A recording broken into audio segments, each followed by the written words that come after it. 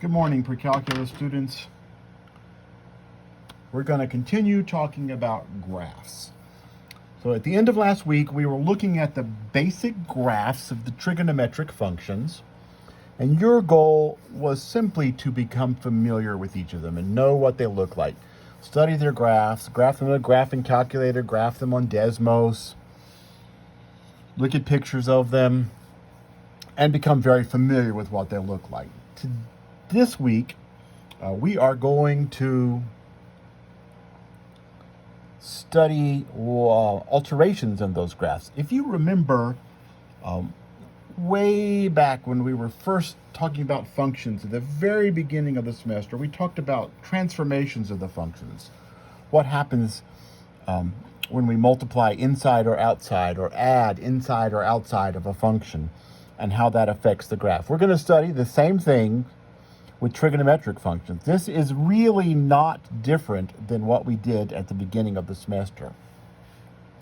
But what I want you to do right now is to pause the video, get your graphing calculator, go to Desmos, do something somewhere to graph these two functions, y equals sine x and y equals 2 sine x, and study them. Really, pause the video, graph them, and look at them.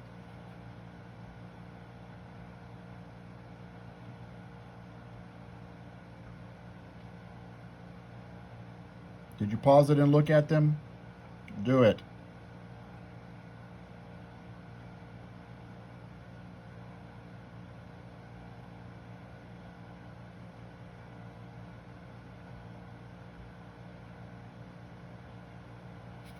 Okay, here's what I got when I graphed them on Desmos. By the way, I'm using the Desmos app on my iPad. They have a free iPhone app. I imagine they have a free Android app. If you're using an Android, you can certainly use it on your computer. Their apps are free. So the first one that I have graphed here, the red one, is just a basic graph of y equals sine x. I'll tell you what, let me do this. Go there and make the step to be pi, because that makes more sense to us. So we know the period is 2 pi. This is sine x. It starts at 0, goes up, comes back down up to 1. This is the red graph, is sine x. Goes up to 1, comes back down to pi, goes down to -1 and back up to 2 pi. And it just repeats that over and over and over, right? Up to 0, I'm sorry, at 2 pi. That's the graph of y equals sine x, that basic red graph. You knew what it was going to look like before you graphed it because you're familiar with it. Here's the graph of y equals 2 sine x.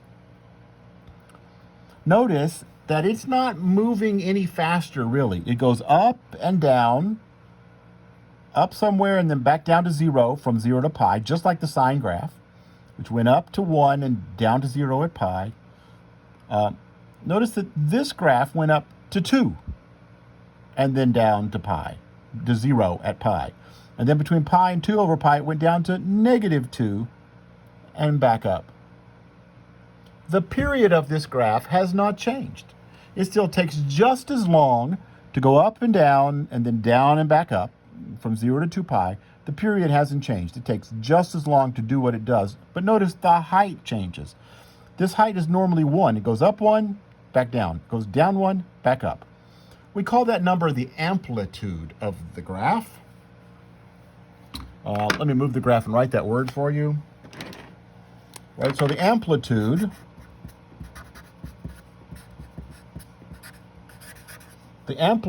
for y equals sine x, the amplitude is 1. For y equals 2 sine x, it goes up 2, down to 0. The amplitude is 2, right? What do you suppose would happen if I changed from y equals 2 sine x to y equals 3 sine x? Notice what happens. The period hasn't changed. It still goes up and down and back up from 0 to 2 pi. From 0 to pi, it goes up and down. From pi to 2 pi, it goes down and back up. Still taking just as long to make it cycle But notice it's going up to 3 and then down to -3. The amplitude here is 3. The amplitude is from the middle to the top and down to the bottom. Notice here it is 3. Right? So we see if we graph something like this, y equals a sine x or a cosine x, the amplitude, and I'm going to be very careful here, becomes the square root, not square root, absolute value of a. And the reason I say absolute value, if you remember from when we first talked about transformations of functions earlier in the semester, if I multiply by a negative, it stretches it vertically and flips it. So notice it's still going down 3 and back to 0, up 3 and back to 0. So the amplitude is 3, not -3, but it just flipped over. So if I multiply the function in the front by a number, I'm going to change its amplitude.